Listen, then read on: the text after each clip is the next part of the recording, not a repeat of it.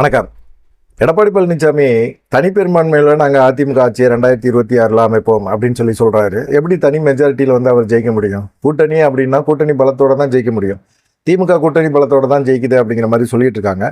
கூட்டணி பலம் திமுக கூட்டணியை உடைக்கவும் முடியாது. அந்த கூட்டணிக்குள்ள பிரச்சனை இருக்குது, எல்லாமே நல்லா தெரியும். ஆனாலும் பார்த்தீங்கன்னா பிரச்சனைகளை எல்லாம் முதலமைச்சர் சமாளித்து கண்டிப்பாக அந்த கூட்டணியை தொடர வைப்பார். இன்னைக்கு கூட செய்தியாளர் சந்திப்பில் பேசும்போது கூட அவர் என்ன சொல்கிறார் அப்படின்னா, மேலும் பல கட்சிகள் எங்களோட கூட்டணி தொடர்பாக பேச்சுவார்த்தை நடத்துகிறாங்க அப்படிங்கிற மாதிரி சொல்லிட்டு இருக்காங்க. என்ன இருக்குது, வெளியே 2 கட்சி தான் இருக்குது, தேமுதிகவும் பாமகவும் இருக்குது. அவங்க 2 பேரும் திமுகவோட பேச்சுவார்த்தை நடத்துகிறாங்க அப்படிங்கிறது எல்லாத்துக்குமே தெரியும். அப்படிப்பட்ட ஒரு சூழ்நிலையில் உற்சாகமாக இருக்கிறாரு. 200 தொகுதின்னு நாங்கள் எய்ம் பண்ணி வச்சுருக்கிறோம், ஆனால் அதை தாண்டி கூட எங்களுக்கு கிடைக்கிறதுக்கு வாய்ப்புகள் அதிகமாக இருக்குது அப்படின்னு முதலமைச்சர் ஒரு நம்பிக்கையோடு பேசுகிறார். எடப்பாடி பழனிசாமி என்ன சொல்கிறாரு அப்படின்னா, இது வரைக்குமே பாஜக மட்டும்தான் அதிமுகவோட கூட்டணியில் இருக்குது. அது அதிமுக கூட்டணியில் பாஜக இருக்கா, பாஜக கூட்டணியில் அதிமுக இருக்கான்னு ஒரு சர்ச்சை ஓடிக்கிட்டே இருக்குது. இன்னமும் பாஜக ஆட்சி தான் அப்படிங்கிற மாதிரி அண்ணாமலை தரப்பெல்லாம் சொல்லிக்கிட்டே இருக்கிறாங்க. அதே போல் கூட்டணி ஆட்சி அப்படிங்கிறத முடிவு பண்ணி அமித்ஷாவும் சொல்லிக்கிட்டு இருக்காரு. இல்லை நாங்கள் தனி மெஜாரிட்டியில் தனி யாரோட ஆதரவும் இல்லாமல் கூட்டணி கட்சியோட தேர்தல் சந்திப்போம், ஆனால் எந்த ஆதரவும் இல்லாமல் நாங்கள் தனி பெரும்பான்மையில் ஆட்சி அமைப்போம் அப்படின்னு எடப்பாடி பழனிசாமி ஒரு நம்பிக்கையாக சொல்கிறார். குறைஞ்சது அவர் என்ன சொல்கிறாரு அப்படின்னா, ஒரு நம்பர் சொல்கிறாரு, 125லேருந்து 130 தொகுதிகளில் நாங்கள் மெஜாரிட்டியாக நிற்போம், ஜெயிப்போம் அப்படிங்கிற மாதிரி ஒரு நம்பிக்கையாக பேசுகிறார். எப்படி இவ்வளோ நம்பிக்கையாக பேசுகிறாரு? அப்போ எத்தனை தொகுதிகளில் இவர் போட்டி போடணும் அப்படிங்கிற ஒரு எண்ணம் இருக்குல்ல. 2026 சட்டமன்ற தேர்தலில் அதிமுக 160லேருந்து 170 தொகுதிகளில் கண்டிப்பாக அவங்க போட்டி போடுவாங்க அப்படின்னு சொல்கிறாங்க. சரி, 170 தொகுதிகளில் அவங்க போட்டி போடுறாங்க அப்படின்னா மீதி இருக்கிறது 64 தொகுதி தான். 64 தொகுதிகளை பாஜக, ஓபிஎஸ், டிடிவி தினகரன், ஜிகே வாசன் இப்படி தொடர்ந்து வராங்கல்ல, எல்லா கட்சிக்கும் கொடுக்கலாம். அதே போல் தேமுதிக பாமகவில் கூட்டணிக்கு வாங்க அப்படின்னு பாஜக இழுத்துட்டு வந்தாலும் அவங்களுக்கும் 64 தொகுதி இருக்குல்ல மிச்சம், அதுலேருந்து தான் சீட்டு கொடுக்க முடியும் அப்படிங்கிற ஒரு எண்ணத்தில் இருக்காங்க. இப்போ பாஜக ஒரு 40 தொகுதியை எடுத்துக்கிட்டா கூட மீதி 24 தொகுதியை யாருக்கு பிரித்து கொடுப்பாங்க? ஓபிஎஸ்க்கா, டிடிவி தினகரனுக்கா, யாருக்கு? தேமுதிகக்கா, பாமகக்கா? அந்த சைடில் இருக்கிற திமுக கூட்டணியில் இருக்கிற மதிமுகவே பார்த்தீங்கன்னா 12 தொகுதிகளை கேட்குறாங்க. தேமுதிக எப்படி 30 தொகுதியாவது கேட்பாங்க. இப்படி ஒவ்வொருத்தவங்களும் கேட்குறாங்க. அதே போல் பாமக இந்த சைடு வந்துச்சு அதிமுகவோட கூட்டணி அப்படின்னு சொல்லி வந்தால் கூட அவங்களே 30 தொகுதியாக கண்டிப்பாக கேட்பாங்க. அப்படி கேட்டாங்கன்னா இங்கே கொடுக்குறதுக்கு என்ன இருக்குது? ஒன்றுமே இல்லையே. பாஜக பாமக கேட்குற 30 தொகுதியை கொடுத்தாங்கன்னா இங்கிட்டு பாஜகவுக்கு 34 தொகுதி தான் ஆகும். அப்போ டிடிவிக்கு என்ன கொடுப்பீங்க? ஓபிஎஸ்க்கு என்ன கொடுப்பீங்க? சரி, 25னே வச்சுக்கோங்க, இங்கே என்ன கொடுப்பீங்க அப்படிங்கிற ஒரு கேள்வி இருக்குது. அது இல்லாமல் பார்த்தீங்கன்னா பாமகவில் ராமதாஸ் ஒரு முடிவாக இருக்கிறார். பாஜக கொடுக்குற சீட்டோட ஒரு சீட்டு எங்களுக்கு அதிகமாக கொடுத்தாகணும்னு கடந்த சட்டமன்ற தேர்தலில் பேசினவர். இப்போ இந்த சட்டமன்ற தேர்தலில் பேசுவாரா என்னன்னு தெரியல. ஏன்னா அந்த அளவுக்கு இருக்குது. இவங்க 170 தொகுதியில் அதிமுக போட்டி போடும் அப்படின்னு சொல்கிறாங்க. கூட்டணி பலத்தோட போட்டி போடுவோம்.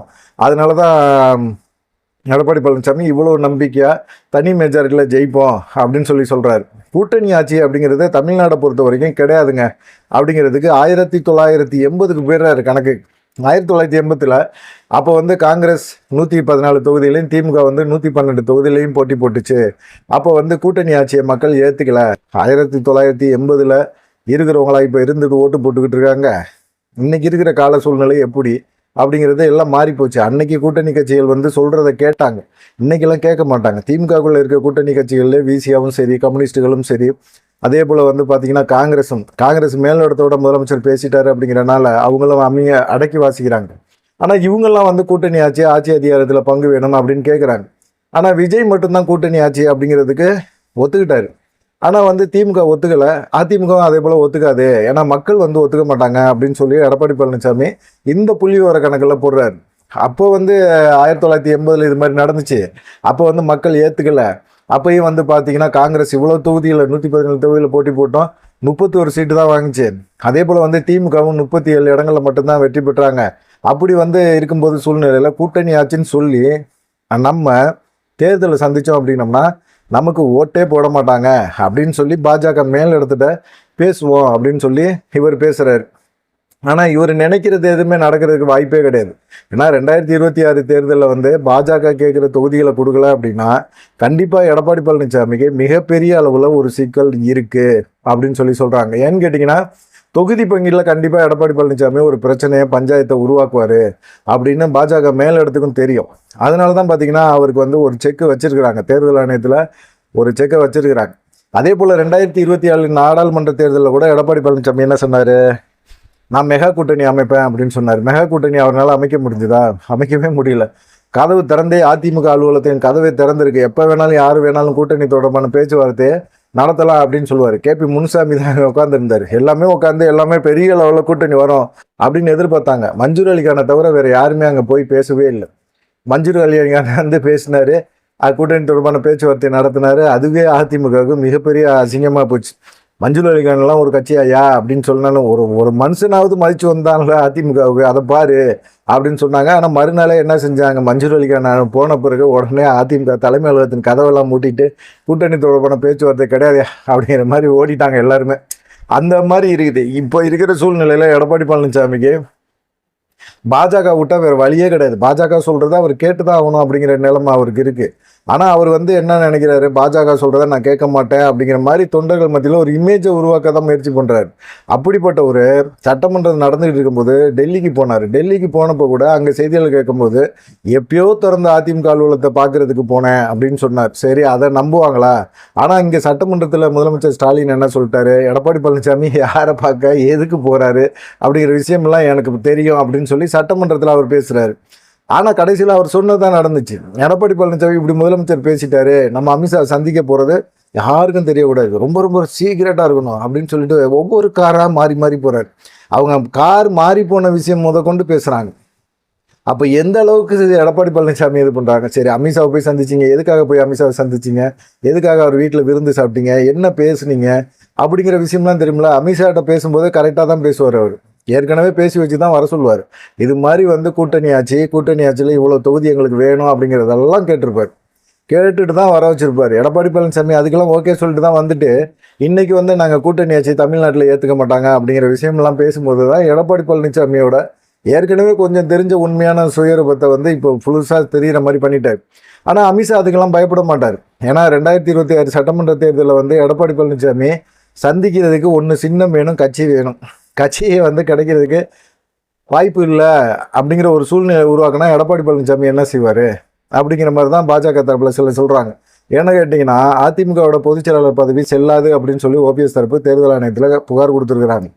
பெங்களூர் புகழேந்தி கொடுத்துருக்காரு, கேசி பழனிசாமி கொடுத்துருக்காரு, வழக்கறிஞர் சூரியமூர்த்தி கொடுத்துருக்கிறாரு, ராம்குமார் ஆதித்தன் கொடுத்துருக்காரு. இப்படி பலதரப்பட்ட ஆட்கள் எல்லாமே வந்து அதிமுகவில் பொதுச்செயலாளர் பதவி எடப்பாடி பழனிசாமி கொடுத்தது செல்லாது, அவர் தேர்ந்தெடுக்கப்பட்ட முறை தப்பு அப்படின்னு சொல்லி நிறைய விஷயங்களை கொடுத்துருக்காங்க.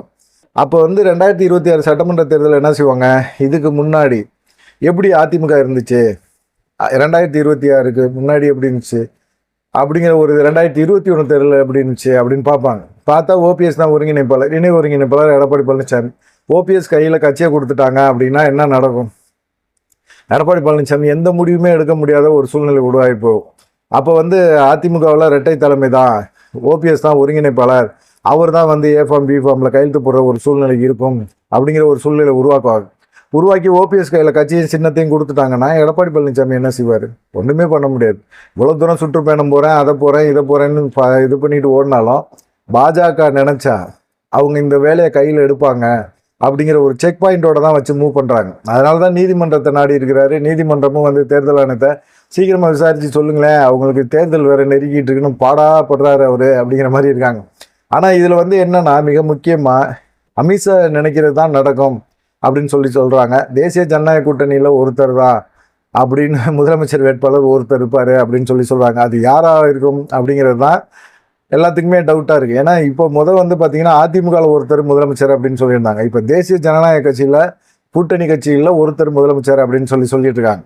ஆனால் எடப்பாடி பழனிசாமி நாங்கள் தனி பெரும்பான்மையில் ஜெயிப்பீங்க அப்படிங்கிற மாதிரி பில்டப் கொடுத்துருக்காரு. கூட்டணியும் இல்லை, ஆளுமையும் இல்லை, எதுவுமே இல்லை அப்படின்னா எதில் வச்சு அவர் ஜெயிப்பார் அப்படிங்கிற ஒரு கொஸ்டின் தான். ஆனால் அமித்ஷா சொல்கிறதுல ஒரு உள்நோக்கம் இருக்குது. 2026 சட்டமன்ற தேர்தலில் அதிமுக கட்சி சின்னத்தை இழந்துரும். ஏன்னா சின்னத்தை ஃப்ரீஸ் பண்ணிட்டாங்க அப்படின்னா கண்டிப்பாக எடப்பாடி பழனிசாமி நினைக்கிற மாதிரி நடக்கிறதுக்கு வாய்ப்பே கிடையாது. தேசிய ஜனநாயக கட்சியில் முதலமைச்சர் வேட்பாளர் தேர்வு பண்ணப்படுவார் அப்படின்னு சொல்லியிருக்கிறாங்க. ஒருவேளை அது அண்ணாமலையாக கூட இருக்கலாம். அண்ணாமலைக்கு அந்த வாய்ப்பு இருக்குது. தேசிய ஜனநாயக கட்சி வந்து அண்ணாமலைக்கு அந்த வாய்ப்பை ஏற்படுத்தி கொடுப்பாங்க அப்படின்னு சொல்கிறாங்க. ஆனால் எடப்பாடி பழனிசாமி என்ன நினைக்கிறாரு, நம்ம இருந்தோம்னா கட்சியை வந்து தனி பெரும்பான்மையில் ஜெயிக்க வைக்க முடியும்னு ஒரு நம்பிக்கையில் இருக்காரு. பாஜக ஒரு நினைப்பில் இருக்கிறாங்க. எல்லாமே சேர்ந்து சின்னத்தை வந்து ஃப்ரீஸ் பண்ணிடுவாங்க, இல்லை ஓபிஎஸ் கையில் கொடுத்துருவாங்க. ஓபிஎஸ் கையில் கொடுத்துட்டாங்கனாலும் எடப்பாடி பழனிசாமி ஒன்றும் செய்ய முடியாத ஒரு சூழ்நிலை உருவாயிடும் அப்படின்னு சொல்கிறாங்க. இது அத்தனையுமே தேர்தல் நெருக்கத்தில் தான் பண்ணுவாங்க. எடப்பாடி பழனிசாமி பிரச்சாரம்லாம் பண்ணட்டும், என்ன வேணாலும் பண்ணட்டும், எங்கே வேணாலும் போகட்டும், முட்டி மோதி முடியாறட்டும் அப்படிங்கிற மாதிரி ஒரு எண்ணத்தில் தான் அமித்ஷா விட்டுருக்கிறாரு அப்படிங்கிற மாதிரி தெரியுது. ஆனாலும் எடப்பாடி பழனிசாமி சரண்டர் ஆகிறத தவிர வேறு வழியே கிடையாது. ஏன்னா இங்கே வந்து முதலமைச்சர் வேட்பாளர் அப்படிங்கிறதுலேருந்து எடப்பாடி பழனிசாமியை நகர்த்துறாங்க அப்படின்னா எடப்பாடி பழனிசாமியோட வேலை என்ன அப்படிங்கிறது எல்லாத்துக்கும் தெரியும். அதனால தான் வந்து தேர்தல் ஆணையத்தில் கூட சின்னத்தை ஃப்ரீஸ் பண்ணிடுவாங்களோ அப்படிங்கிற ஒரு பயத்தில் தான் கூட்டணி கட்சிகள் பெருசாக வந்து எடப்பாடி பழனிசாமியோட பேச்சுவார்த்தை நடத்துறதுக்கு விரும்பவே இல்லை. எடப்பாடி பழனிசாமியோட பேச்சுவார்த்தையை நடத்த மாட்டாங்க, கூட்டணி வைக்கிறதுக்கும் வாய்ப்பு இல்லை. ஏன்னா 170 தொகுதியில் எடப்பாடி பழனிசாமி போட்டி போகிறாரு அப்படின்னா மீதி இருக்கிற 64 தொகுதியை யார் யாருக்கு பிரித்து கொடுப்பாங்க? அப்போ அப்படிங்கிற ஒரு சூழ்நிலை எல்லாத்துக்கும் உருவாகி போச்சு இல்லை.